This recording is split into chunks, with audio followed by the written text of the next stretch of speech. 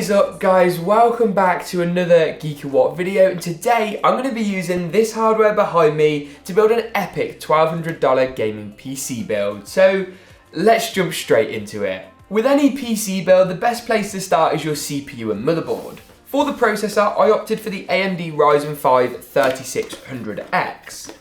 One of their latest 3rd gen CPUs. This chip has 6 cores and 12 threads with a boost clock speed up to 4.4 GHz, making it super fast for whatever game you're playing. You can also do a bit of Twitch streaming on this system if you fancied it.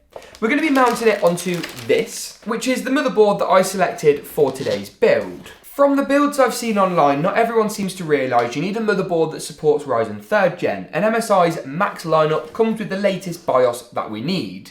We're just going to drop the CPU into place. This motherboard supports overclocking of our CPU and memory, of which we've got 4 RAM DIMM slots, as well as room for our graphics card and USB-C on the rear panel. Talking of those RAM DIMM slots, we're going to be populating them with this. This is Corsair's Vengeance RGB Pro. Available with this white heat spreader, it's going to look great in our case behind me, and installing RAM is super easy. We're going to use slots 2 and 4 on the motherboard, line up the DIMM and apply even pressure to both sides. Simply repeat for the second RAM DIMM, and we're off to the races. Now the final component that we're going to install before we move our motherboard into the case is this. Our CPU cooler. Now, this is the Cooler Master Hyper 212 RGB Black Edition.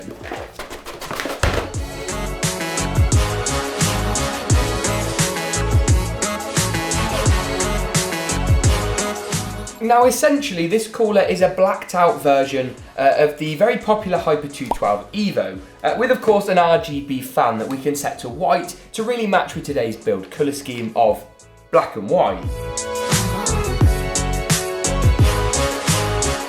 Once we've removed the pre-installed mounting hardware, it's a simple case of popping in the backplate that comes included with the Hyper 212 RGB Black Edition, and then screwing the cooler down. Now the CPU cooler is a complicated one, so I do recommend you refer to the manual as it is going to differ on a cooler by cooler basis.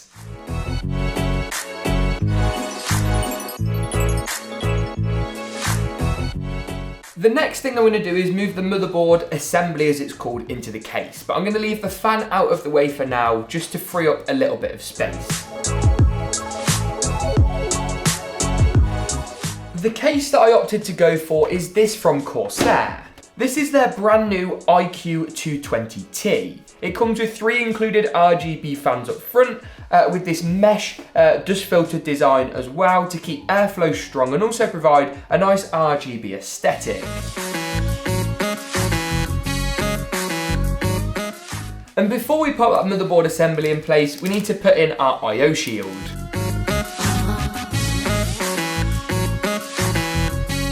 Now that our motherboard's in place, we can pop the fan back onto the CPU cooler.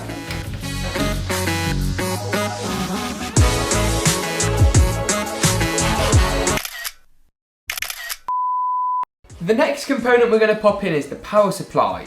I opted for the Cooler Master MWE Gold 650, one of their newest releases, hence everything's still in the brand new plastic. This was the cheapest 80 plus gold certified, meaning it's really efficient, 650 watt unit I could find. What's more, it's fully modular, meaning you only plug in the cables you need, keeping cable clutter to a minimum.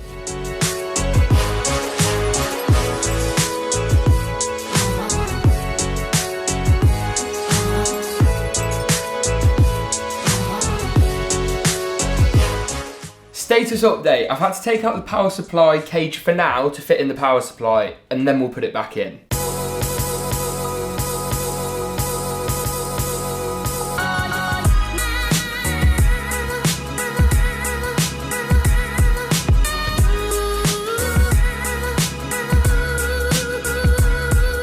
Alright then, with a bit of patience, that's managed to fit in. So the next thing we're going to do is actually run some of these cables and tidy them up a little bit.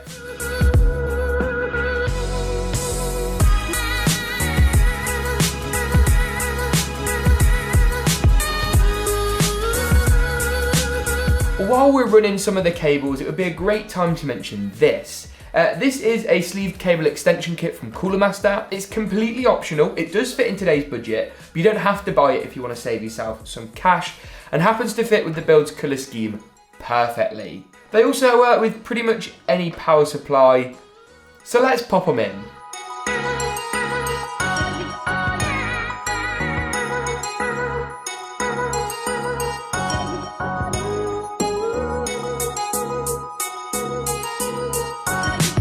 The final two components we're going to pop in before our graphics card is our storage. I went for a 2TB Seagate Barracuda for all our mass storage, and a 480GB SanDisk SSD Plus for our fast Windows boot up times.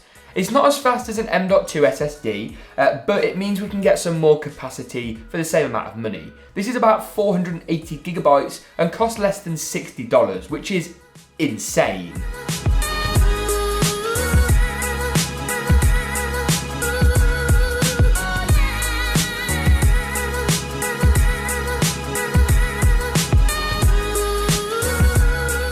With all but one of the parts installed in the system, it really is starting to come together and looks fantastic. All that's left to do is install our graphics card. I went for the MSI RTX 2060 Super Ventus. Now this is one of the cheaper RTX 2060 coolers available, meaning it's really good value for money. This OC edition comes factory overclocked for some free performance, and it's going to work really well. For gaming at 1440p high settings and a bit of 4K, but more on that very shortly. That didn't work. That did. Whoop.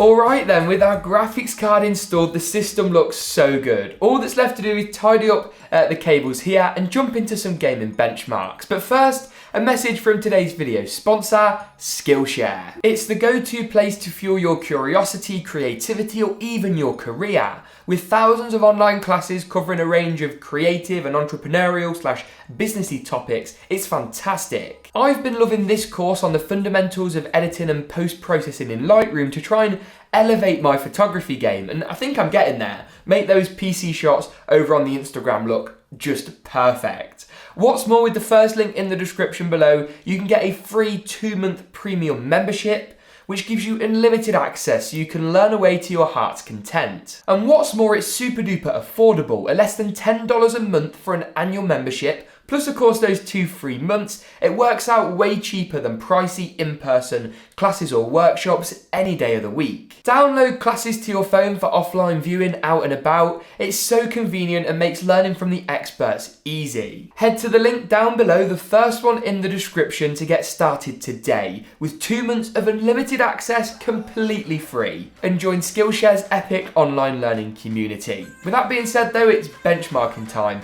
And then I'm off to learn how to properly write a business plan. Seriously.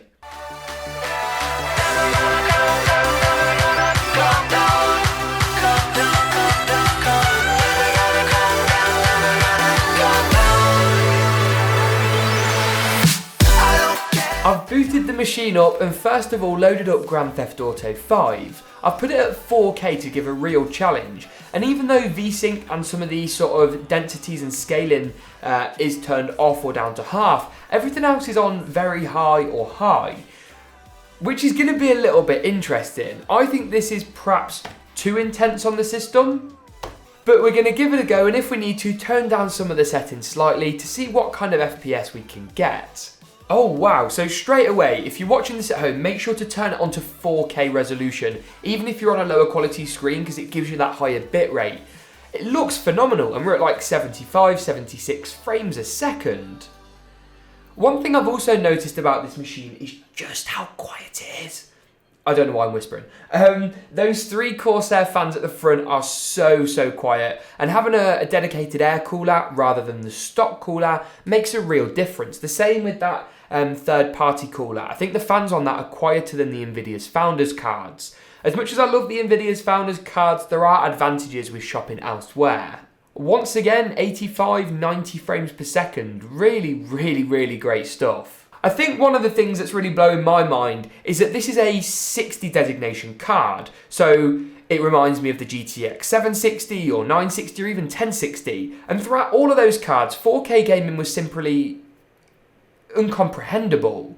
I think it's important to remember that this 2060 Super is a piece more expensive than the 960 and 1060 were, and actually it's just a rebadged RTX 2070. What Nvidia basically did is took the graphics cards from the last generation and moved them down sort of askew, if you will. This isn't a bad thing, it's a great thing, in my view, especially for this card's price point. And I'll link my video where I covered all the RTX 2060 details in the card section here. And that's good timing though, because that's just about wrapped up the GTA 5 benchmark. So let's now pop into CSGO. In terms of the settings for CSGO, I've basically let it do it itself, put it on auto, and it's set everything to the maximum. VSync's been disabled because it's going to limit our frame rate to 60 FPS, and motion blur has also been turned off because I think it's quite nauseating and most people don't tend to use it. If we now head into a game, we're going to go for the old classic Dust 2 map. I know some people will be confused why I'm using offline with bots and not online. It's because actually it's like a worst case scenario because your computer has to deal with the bots, if that makes sense. So the performance you guys get should be better. Plus I have to quit games early, which gets me banned from, anyway, you get the gist.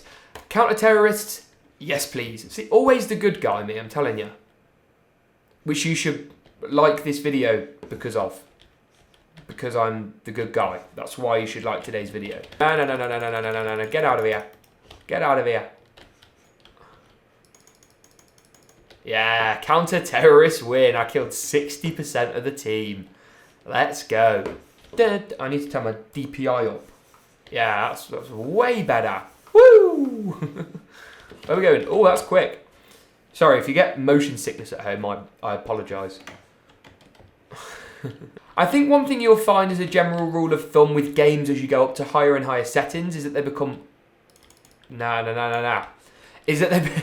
Say quick kill. Is that they become brighter and sort of easier to see. And that's not because I've turned the brightness up or anything. It's just because the game is showing you the details and the shadows and the darker parts of the image, which gives it the illusion of being more pleasant on the eye. This gun's quite heavy actually. Downside. My teammates are leaving me for dust. Eh? Pun? Okay, I'll see myself out. I think on that note though, we've just about seen enough of CSGO. But I know what many of you will be thinking. James, what about other titles such as Call of Duty's Black Ops 4, Forza Horizon 4, Project Cars 2, Fortnite? Well, this system has them all covered at 1440p and 4K, depending on the title and whether you're after a bit more frame rate or a nicer overall visual experience, shall we say. You're looking at consistently 60 FPS plus at 4K and over 100 FPS pretty consistently down at 1440p. I think it really is incredible just how far hardware has come. The AMD chips are now the best option pretty much across the board, apart from arguably the very high-end stuff. And I'll have more AMD Ryzen 3 builds coming very soon with maybe a special guest or two. If you enjoyed today's video though, give it a big old like rating, get subscribed and ding dong that notification bell. Hit me up on the social medias on your screen now. As always though, thank you very much for watching and we'll see you in the next GeekaWhat video.